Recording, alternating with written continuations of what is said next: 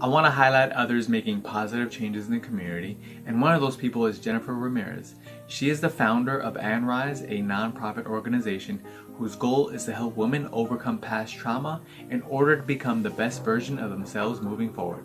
Jennifer deeply cares about helping women rise above their past adversity so that they could thrive and flourish. One of the activities Jennifer is organizing is a Casino Night Fundraiser to be held on Friday, October 14th. The purpose of this fundraiser is to continue to give free counseling and support groups to those women who have experienced past trauma. To learn more about the fundraiser and about Rise nonprofit organization, click on the link within the video description.